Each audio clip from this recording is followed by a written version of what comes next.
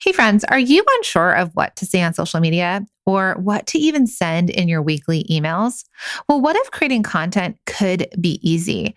Would you be looking for a shortcut to creating consistent content? Yes, consistent content, because you know consistency is key. Well, let me tell you, you are not alone when you feel like you're struggling on what to post or what to write in emails. And we know that you have that product part of your business down. But as you're listening to this podcast, you probably already know that to get more people to your products, to buy your products, you need to create great content. Oh, I know. I keep saying content, and that's the dreaded C word. And we can't tell you how many product bosses tell us that they want to create great content for their audience and their customers, but they don't know what to say, or they are so busy they can't find the time, or they really, really, really don't want to be the face of their brand. Well, no worries, because that's exactly why we created a year of content. It is your shortcut to creating consistent content that resonates with your audience and brings more loyal customers who can't wait to buy your products. If you want to see how easy this is and how easy it is to create content for your audience and your customers, head to www.ayearofcontent.com. Welcome to the Product Boss Podcast, where we help product-based businesses grow their sales and improve their strategies. Hey everyone, I want to introduce you to my co-host and biz bestie, Emilie Toups, an Amazon guru that has built a multi-six-figure product-based business. And introducing the other half of the Product Boss, Jacqueline Snyder. She has helped launch and grow over 500 fashion apparel and accessory brands, even one of her own. And together, we share our inventory of secret weapons that will help you dig deep and do the work it takes. Are you ready? Let's build together. Hey, everybody, and welcome to another episode of the Product Boss Podcast. I'm your host, Jacqueline Snyder, with my organic loving co-host, Emilie Toups. Hey, Emilie. Oh, I like that. You like that one? Yeah. Okay, I good. do. I would like to be known as organic loving. Oh, yeah. Okay, perfect. Well, there you go. Every other episode. So we're excited today. We are bringing you another Small Biz Founders episode where we feature a small business owner and their growth and the story of their business to inspire all of you and to know that you're not alone out there, because you will hear stories that just resonate so much with you. So we're so excited to have Emilie Toups on today. She is the founder of Toups Co Organics. A lot of you may have heard about this incredible business that is just skyrocketing to the moon. I mean, it's incredible, and we can't wait to share the story with you. So welcome to the podcast, my friend. Thank you. Thanks for having me. We're so excited to have you. So tell our listeners about Toups Co Organics. So we started Toups Co like 4 years ago. We had a need. We had a daughter who had eczema and some issues. And through a lot of research, I started making this little balm. It was tallow. And honestly, we didn't start it with a business in mind. So we started making it. We had a little Etsy shop. I would sell our original balm, which we still sell, and a couple of other things. And it just grew so organically in the beginning. We were like, should we do this as a business? And my husband was working full-time and traveling a lot. So I just kind of took it and ran with it, added more products as I saw, in my own personal care products and in my own makeup bag, things that I wanted or things that I knew that she would grow up and want to use of mine. And so we started the cosmetic portion of it. One day after she was digging my makeup bag, and she has, some skin allergies and is sensitive, and was pulling out this lip gloss. And I was like, wait, let me look at that. And I was looking at it and I was seeing, the colorants and things in it. And I was like, oh, you can't use that. And she was like 5. And so I was like, well, we'll make one. And so we launched, that side of the business, and it has grown beyond what we could have even ever imagined. And we're just so thankful for our customers and just the people rallying around us that are really interested in and believe in organic cosmetics. That's amazing. I love that story. So tell us a little bit more about what your business looks like. Is it you and your husband? And don't you have a couple kids? We have four. We have four Oh. kids, just a few. And A we couple homeschool times them. too. Yeah. Oh, and you Yeah. homeschool them. Okay, yes. Let's Yeah. Oh, keep yes. adding to all Okay. the Yes. things that you do, Yes. Yeah, so Emily. we homestead. We live on a farm. We homeschool, and we run a business. So we're definitely busy, but we love it so much. I mean, and she doesn't have as many grades as I do, and my kids go to school. I mean, that I all know. came I'm from not like sure what's, one I year know. How are homeschool. you doing this? So this is amazing because you've grown it so much in 4 years and it's just been spectacular. So take us back to what your background is. What is your background? And what was Trent doing previously to like his full-time job? So Trent was a quality control inspector on both pipelines and in the like steel mills and power plants. And so he traveled from project to project. So I think this is our eighth house that we've lived in since we've been married, and we've been married 12 years. So we've moved a lot. And I just kind of did Toups Co on the side. I followed him basically wherever he went. And when we decided, like, okay, our kids are getting a little older, it's time to put down roots. We bought this house 4 years ago. And that's when I was like, we're going to do this as a business. I decided, to make it my full-time project. And it'll be a year in May. Trent quit his job and is working alongside of me full-time doing Toups Co. And that honestly was the only goal that we had when we started. We were tired of moving around a lot and him being gone or being on projects for months at a time and being out of town, coming home twice a month. And I was like, if I can just make enough money for you to be home and our bills will be paid, that's like our only goal. And we hit it pretty quickly and surpassed that. And it's just been an incredible blessing for him to be home. And so that was really like the first goal that we were dancing around and really excited about. It's amazing. I'm so proud of you. I know. That's amazing. So going back to your product lineup, because you are such a successful business, I will share that you're on the verge of hitting $2.5 million this year, right? To God's years. And then everybody that's going to buy your amazing products. But you started 4 years ago. And so you started with the tallow bomb, and tallow is rendered, tell us like it's what rendered it is. beef fat. So we have partnered with some really amazing farms. They're all local. So they're all in the South where it doesn't really snow and their cows are on grass year round, some hay in the winter. And we go and we buy what would have been a byproduct. So people often ask us, like, are we, slaughtering cows for tallow? No. Tallow is the fat that's left over. It is incredibly nourishing. It is what our ancestors would have used as skincare before we had, the Industrial Revolution, where we could extract plant oils. Before, there was no way to extract plant oils except for olive oil. And so lard and tallow were just a staple, just in everyone's home. And they would make soap with the fat and wood ash. And so we partnered with these amazing farms that are doing an incredible job with like regenerative agriculture.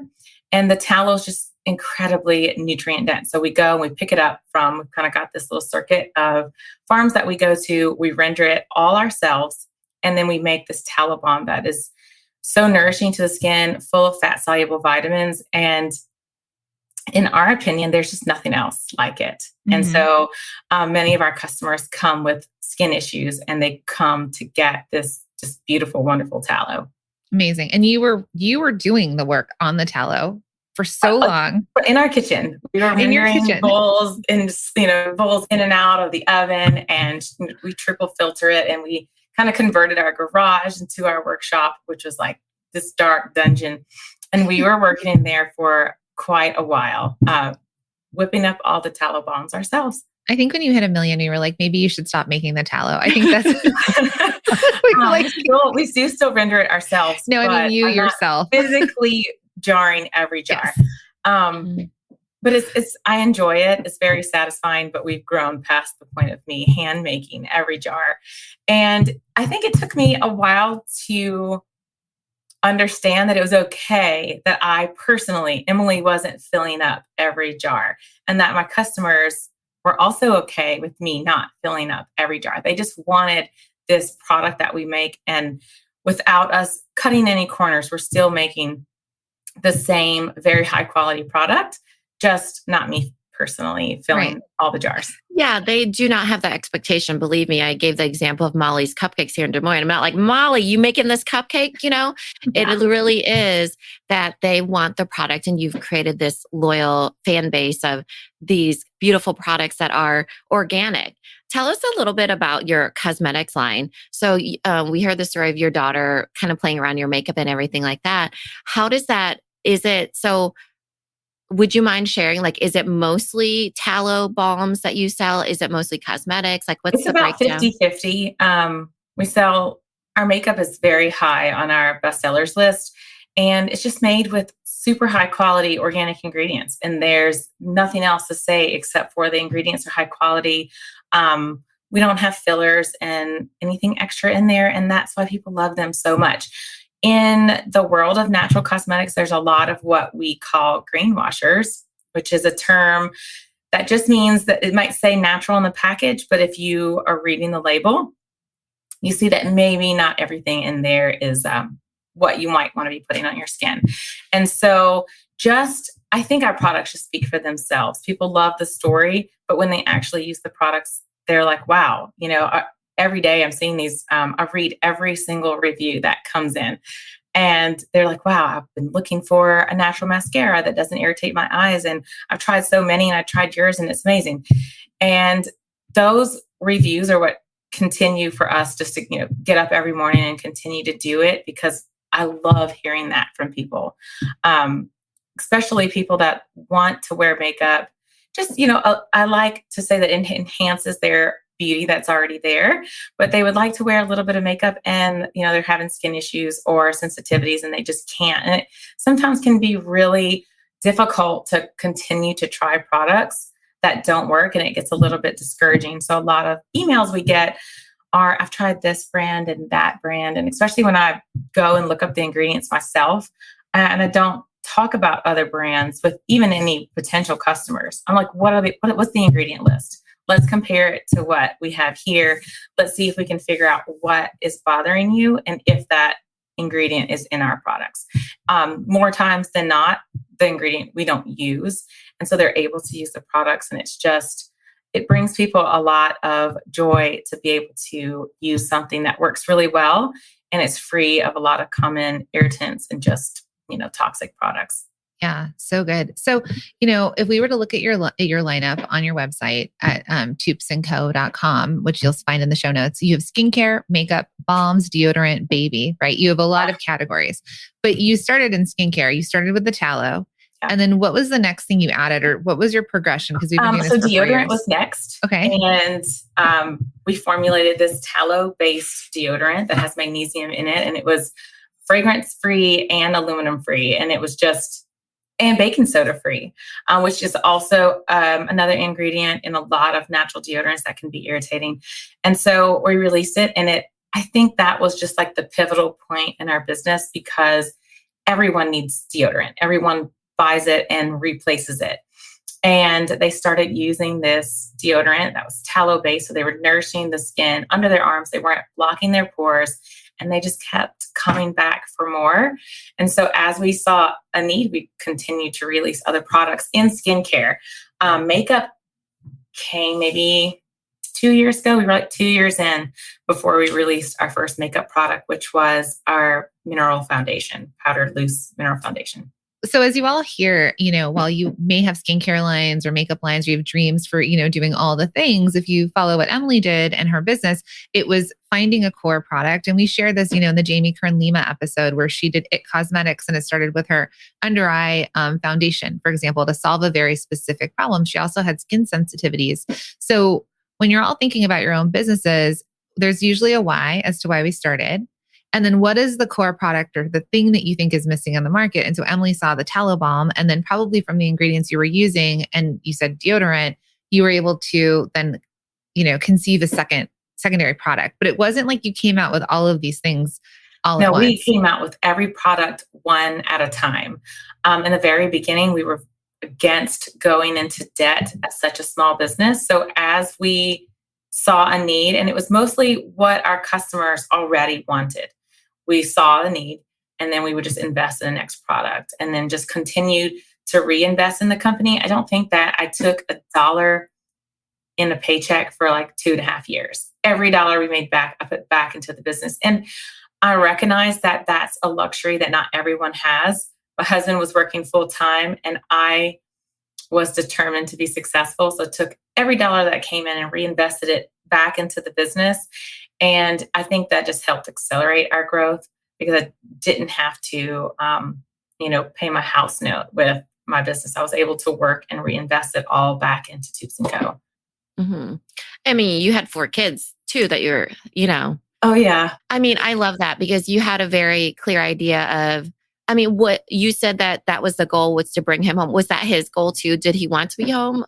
He did. And he was working, 12 and sometimes 14-hour days, getting off of work and then helping me render tallow.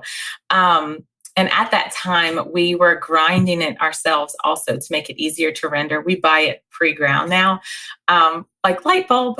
But at the time, we were getting it and cutting it up, grinding it and rendering it. So he would come home from work and I'd put the kids to bed and then we would render tallow. And then we'd wake up at like 2 a.m. when it was done. And then we'd strain it and we'd go back to bed and he'd wake up in the morning, go back to work. And we did that for the longest time. And we'd make soap on the weekends. And so we definitely grinded it out for the first couple of years. Literally.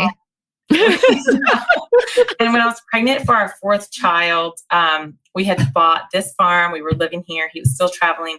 And I was like, okay, I need some help. And I put an ad out in like a local Facebook group and had a woman respond. And she ended up being friends with my midwife. So I called up my midwife and I was like, hey, do you know this girl? I really need to hire an employee, but she's going to be in my home. What do you think about her? And she was like, she's amazing. She's great. So I met with her over coffee, big, probably 30-week pregnant belly, and just looked like I needed a lot of help. She's like, I felt bad for you, and accepted the job. And she's now she's the manager over our entire shop and just kind of manages it all. And I call her my right-hand woman. She's constantly texting me to make sure that I've got things in line. And so she's been a huge asset to us too. But she came in the very beginning when we were like, I was sick and throwing up as a pregnant lady and taking a nap on the sofa and then coming back and making tallow bombs. And she was helping me through all of that. So she's been there from the beginning. And I can't stress enough how amazing having good employees are. And we've gone through good ones and bad ones, but the good ones will help bring your business to the next level. So that's a huge thing that we had to learn. Hiring can be really difficult. Mm-hmm. And where are you located again? We're in South Alabama, in Magnolia Springs, which is about 20 minutes from Gulf Shores and Orange Beach. So do you feel like you're isolated? Because a lot of people that are listening do live in not isolated areas, but they live in small towns. It's pretty rural. Yeah. Yeah. So it's hard sometimes. And I hear a lot of people push back and say, okay, I don't know how to get help because I'm in a very rural area. So you went to a Facebook group. How big is your team now? We have 6 people, and they're doing production in the shop as well. Production and shipping. Yes. And shipping. Yeah. So how did you then find those people where you are now? It's easier to find people by word of mouth, but we've also used hiring companies like Indeed. So the last 2 we hired, I did use Indeed, which can be kind of difficult. I think we sorted through like 200 applicants and half of them were like auto responds from Indeed. And so we found our best, like high quality employees on Facebook, posting in local groups. Hey, this is our company. This is exactly what we're looking for. The more detailed your job description is, the better candidates you get. We do a working interview. They come in and work an entire day with us. We pay them for their day. And then we can really see like, how do they jive with the team? Can they pack well? Do they have a problem putting the box together? Or do they pick up on it really quickly? We have a label machine that you put the products on and you press the button and it labels it. And it can be a little bit difficult to use. So we the first day we get them on that, like, hey, can you use it with a little bit of training, or is it something that's like way out of your wheelhouse? And that just helps us judge when we come to hire if they're going to be a good fit and they're going to, mesh well with our team. Yeah, I love that. Dome Doc, who is in the mastermind as well, John and Chelsea, they have working interviews, which for 2 hours, you have to pop up boxes. Chelsea is who gave me the idea, because I was asking in the mastermind, oh my goodness, hiring is so difficult. We've done an interview, but like, how can you know if they can actually perform the task? And she's like, we do a working interview. Mm-hmm. And I was like, that is but genius. You pay them. So everybody, you actually pay these that people. Is genius. So the very next week we started hiring. I was like, working interview. And our shop manager, she's like, I've never heard of that. I was like, well, we are doing it. Mm-hmm. And they're going to work, even if it's, our original thought was that they would come in for an entire day. And the first one we did, we realized that was way too long. And so the second one was like half a day. And after that, we just do like 3 hours. And in 3 hours, I can tell, they can label, pack boxes, and do a little production. And you can kind of get a feel of what they can do, what their strengths are in a kind of a shorter amount of time. Amazing. And so you've got this beautifully growing business. It's a big business. How many hours a week do you work now? Well, are my employees listening? They're not. You said they don't listen. Yeah. So actual work, like sitting down behind a desk, maybe 2 hours a day, but obviously I'm available all the time. So I'm responding on Voxer to VAs and social media managers. And I often have meetings during the week where I'm sitting on a Zoom call with an ads agency or something like that. But total, really, I hate to even say 20 hours, but maybe about 20 hours. Mm-hmm. And spend the bulk of my other time educating my children, working in our garden, milking our cow, and doing what we really love. And so we've kind of built this entire lifestyle where we feel like we get up in the morning and we fall asleep in bed at night exhausted, but our business is running no matter what we choose to do, which is really, really wonderful. And I know when I first started the mastermind, that was not the case. I was working like 80 hours a week or more. And then at night, getting on my laptop and like, trying to answer emails and doing all the things. And, I think Jacqueline might've been like, you're answering emails? You, Emilie? And I was like, yes. She's like, you need to hire someone to do that. And I was like, you're right, I do. And so I've hired those things out. And it does take a couple of months to train that person to be what you would say in that situation. And so I just put the time in to training them and realized that all of that training, all the time that I didn't want to spend training someone, immensely paid off. Hey friends, are you unsure of what to say on social media or what to even send in your weekly emails? Well, what if creating content could be easy? Would you be looking for a shortcut to creating consistent content? Yes, consistent content, because consistency is key. Well, let me tell you, you are not alone when you feel like you're struggling on what to post or what to write in emails. And we know that you have that product part of your business down. But as you're listening to this podcast, you probably already know that to get more people to your products, to buy your products, you need to create great content. Oh, I know. I keep saying content, and that's the dreaded C word. And we can't tell you how many product bosses tell us that they want to create great content for their audience and their customers, but they don't know what to say, or they are so busy they can't find the time, or they really, really, really don't want to be the face of their brand. Well, no worries, because that's exactly why we created a year of content. It is your shortcut to creating consistent content that resonates with your audience and brings more loyal customers who can't wait to buy your products. If you want to see how easy this is and how easy it is to create content for your audience and your customers, head to www.ayearofcontent.com. I think you're buying back your time, right? That's when you get to this level and you get to buy back your time. And honestly, who cares if your employees are listening? And if they are, you should know that Emilie worked and grinded tallow into the wee hours of the night, and right? She's very appreciative of you. Yeah. Yeah. Right. So it's a bit of resilience and you really hustling when you needed to, but I do believe that you've earned what you get to do. So one of the things in the mastermind, and I had brought up John and Chelsea, they're in there too, and they're actually in your group, is learning how to spend that money. But money spent, right, is a skill as well. So spending money at that higher level usually will go towards other people doing the things that you don't need to do. Yeah. So you don't need to say, you don't need to be working on those hours. You've earned the right to be, picking eggs from the chicken coop, whatever it is. Literally lives in Iowa. I just want to say that. And I'm a city girl. And she what do they do on farms? What do they do on farms? Right. So, and you've built this beautiful life because, at the end of the day, the reason why we all work is to get more time, more money. And then that leads to more time, more health, and more, experiences and with our loved ones and joy and love and stuff like that. So I think that you're getting there where we're chipping away your mindset. And I've seen it time and time again. Jacqueline and I are always working on this, especially for women. That when they get to a certain level, they have to release the hold a little bit because they deserve it fully, Yeah. It can be difficult to work on that mindset. And I always had the mindset that I don't need mindset stuff. That's for other people. I don't need a cheerleader. I don't need that. I just need to get the systems in place for this business to run. The mindset stuff I don't need. But as the business has grown and as I've seen some mindset things hold me back, one of the main ones was hiring someone to just answer customer service emails. I was like, they'll never answer it the way I will.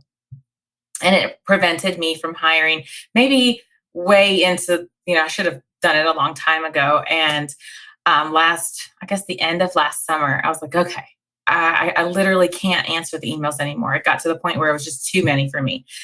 And it shouldn't have gotten to the point where it was breaking me down to hire someone. I should have done it before. And that mindset of, well, what if they don't answer the way I would? Or what if the customer gets upset with their response? But putting the time in and training someone, and anyone can be a great customer service employee with the right training. So what was really pivotal for us was just outlining how we respond to all these different scenarios and have it outlined basically this is our protocol.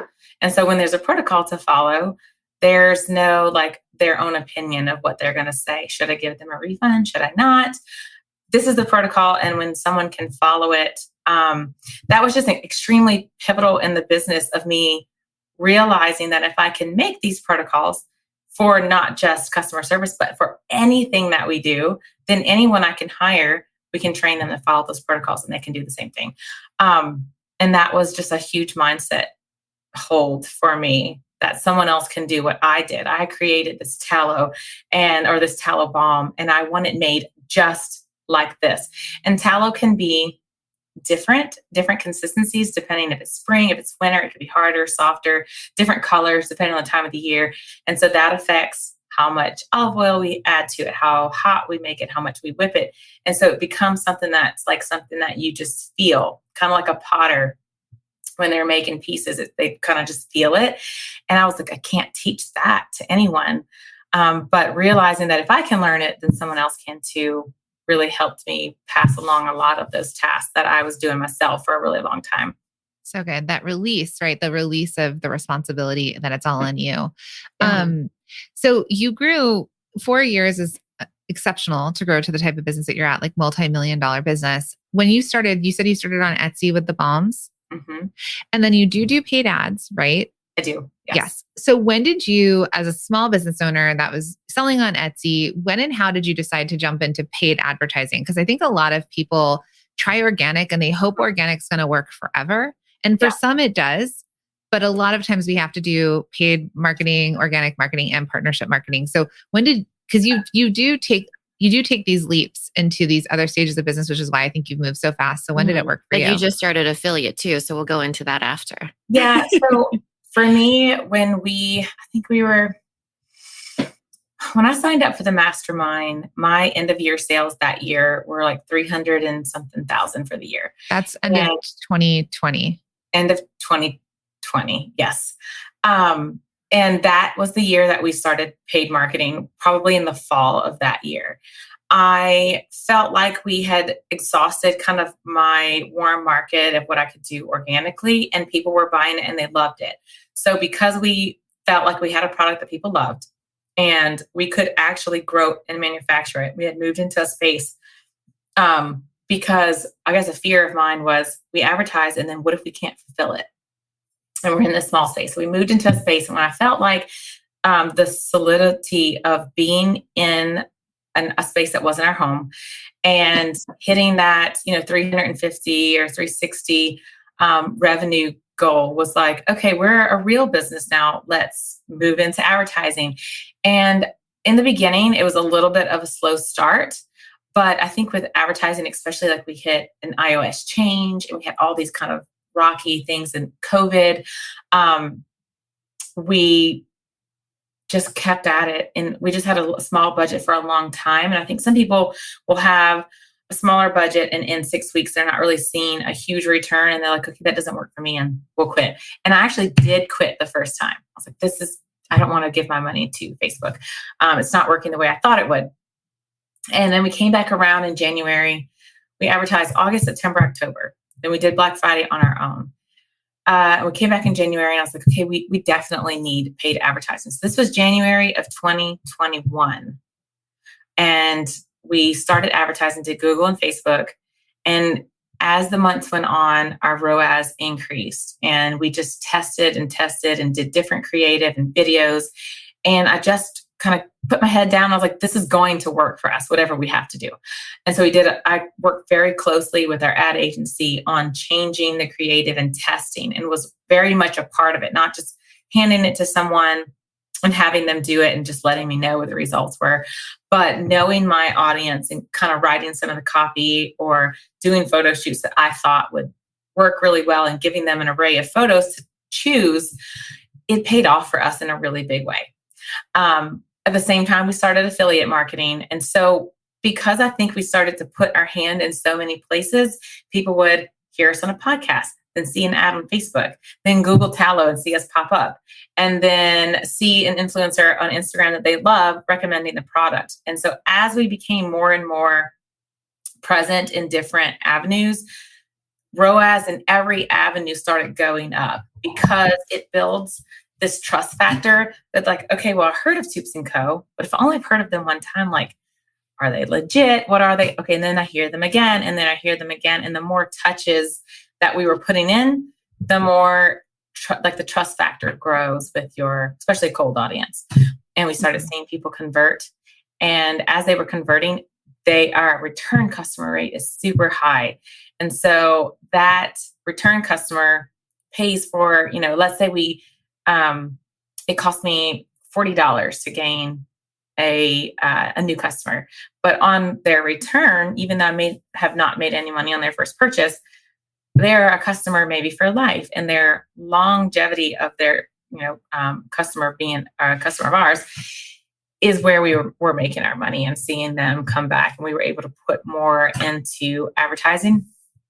And so in the beginning, I guess a tip would be, if you can gain a customer and not lose money, that's a great investment, because it didn't cost you anything to gain that customer, and then they'll be a repeat customer, or a certain percentage of those people will be repeat. And that's where you're seeing your income come in from those repeat customers.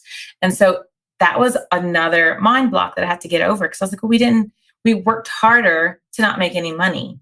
And then as we started looking at the percentage of people returning and it being like 50%, like very high, I was seeing I needed someone to explain that to me, that is where you're going to make your money from here until however long they're a customer. And I was like, okay, well, getting a new customer at $0 is way better than getting them at like negative $10. Mm-hmm. We're not having to come out of pocket. So it was, advertising is a huge part of our income. I would say more than 50% of our customers come in from our advertising, all different streams, both affiliate and paid marketing. So I want to clarify for everybody that's listening, because I don't want you to think that you have to do all the things all at once. No, we did one at a time. Right. So and what you did really well was you had a solid plan going in. So you got to 350 doing organic, Yeah. 350,000 doing organic. You had a really clear customer avatar. So Yeah. you knew what your customers wanted. You had a base to start from and you had a budget to start from. And you had the resilience, honestly, to keep moving forward and pivoting too. So when you started getting onto more channels, diversifying like omni-channel everywhere, and then you're moving them from know, like, and trust, you were going in with a solid plan. Now, what happens sometimes is that small businesses are like, that person is doing Facebook ads over there, and this must be the answer. We get this all the time, right? This must be the answer.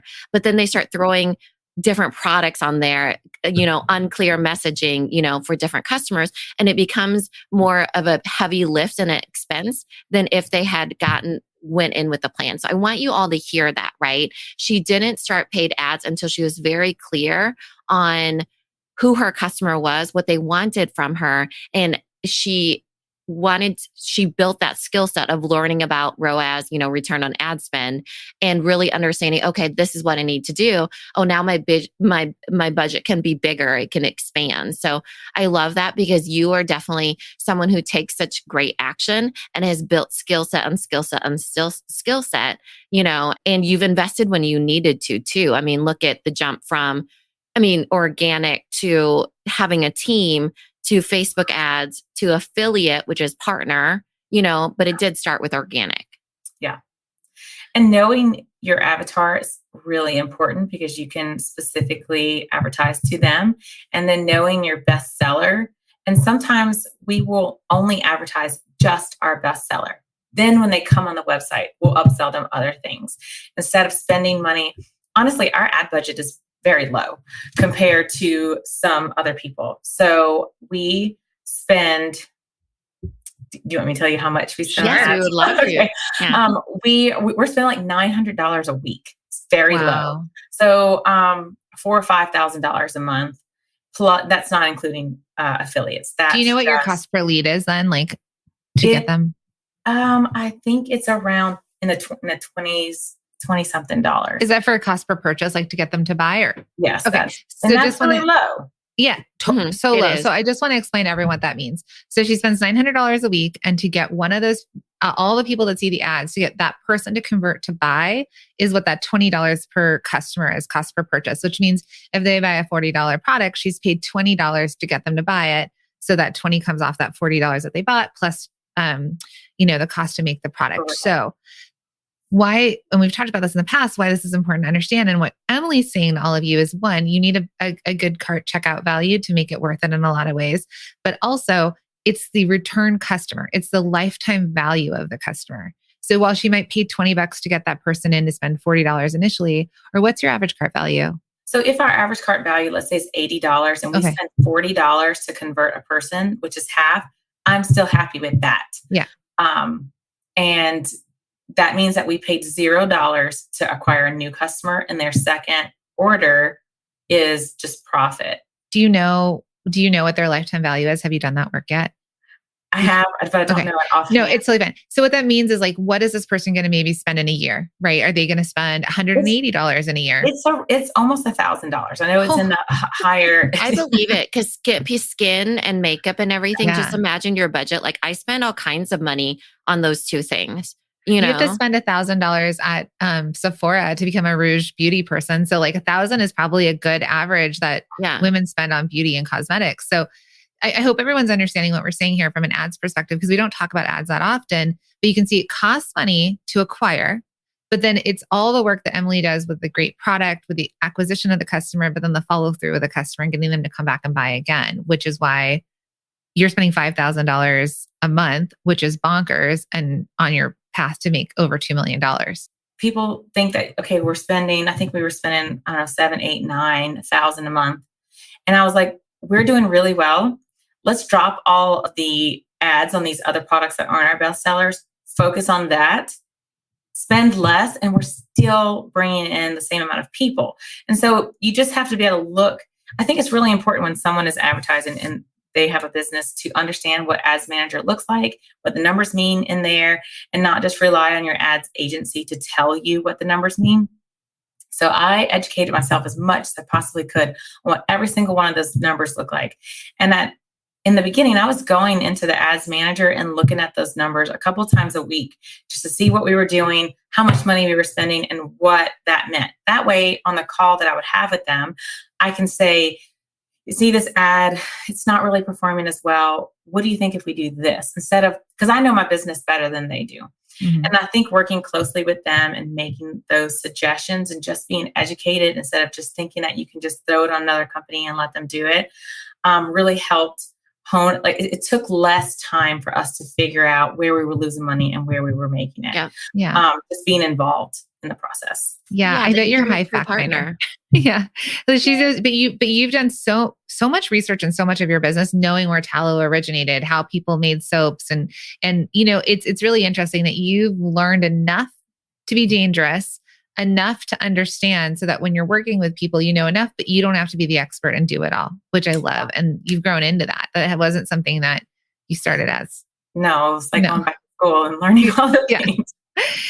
So as we wrap up, what's a piece of advice that you can share with there's so many tips so far, but what's a piece of advice you could share with our fellow small biz founders that you would give them? My biggest piece of advice is that there will 100% be days when you're like, I'm terrible at this. Maybe I should close down my business. I can't do it. And I always say, like, I'll go to bed, I wake up, have a cup of coffee, look at everything again. Look at the last year. Don't look at the last month or the last week, and just look at it in perspective and say, we've gone from here to here in a year. So we're going up. And even if it's in the last 2 years, as long as we're continuing to move up, that's a great thing. That doesn't mean that next month it could be $20,000 less than the month before. Instead of being discouraged about those things, because in the beginning, I think that I was just like up, down, happy, sad. Just knowing that that's just the way business is, learning that and deciding to move forward, even so, and just putting support, around you. My husband is incredibly supportive, and other people, and kind of finding this little niche of people that can support you. The Mastermind. I've had just so many people when I'm down say, we did this. So I'm like, okay, well, we're going to try it, and not be afraid to try new things that may be out of your comfort zone. I love that. Exceptional. Okay. So advice. Let us know where our listeners can shop from you, support you, and follow you. You can shop at toupsandco.com, and you can follow us on Instagram at Toups Co Organics, and the same thing on Facebook, Toups Co Organics. Amazing. So make sure to go check them out, follow, support, buy, start taking care of your skin in a great way. Thank you so much for being on the podcast. We'll put everything into the show notes, so it'll make it really easy and clickable for all of you. And Emilie, congratulations. And side note, a win for her as she's hitting these huge things. I was like, have you treated yourself to anything yet? So my friend, what are you treating yourself to today? I am buying a new Suburban. Yes, you are. I bet you thought she should say a venti macchiato. No. She's driving a 100,000 mile car, and you're going to go get yourself a souped up Suburban. I don't know about souped up, but definitely amazing. You said, right? It's a 4-wheel drive, high country Suburban. Yeah, it is. Send us a picture. Put the cows behind and horses and go wherever we need, and we fit all 4 kids in. So I'm actually really excited. Amazing. Today, March 3rd. Yes. Okay. Congratulations. We're so proud of you. Thank you. Thank y'all so much. Thank you for being here and listening all the way through the Product Boss podcast. If you love our show and it has helped you in any way in your business, would you mind doing 2 things for us? Subscribe to the show so you never miss an episode, and leave us a review. Reviews help other product entrepreneurs know that this is the place to be to grow their businesses and realize that they're not alone. And we know that you all know that a 5-star and honest review helps you sell more products to more people. So you know that your reviews help us reach more listeners around the world. Remember, what we give is what we receive, and we are all about helping each other in the Product Boss community. We are all in this together. We would be so appreciative of you if you could take the time right now to subscribe, leave a review, and even share this episode on social or someone you know, so we can impact more lives. And remember, subscribing means that you will get notified each time we release a new episode, so you never miss a thing. You have helped us grow and climb into the top 10 of all marketing podcasts, and together we can keep climbing. Thank you, friends. And remember, there is room at the top for all of us. This episode is brought to you by the Shop 1 in 5 Pledge and Small Business Shopping Directory. It's a commitment to make 1 in 5 of your purchases from a small business online or offline. So head to shop1in5.com to take the pledge. And friend, while you are there, check out and shop from hundreds of small businesses in the Small Business Shopping Directory. It's the go-to directory to discover, support, and shop small businesses all in one place. Head to shop1in5.com.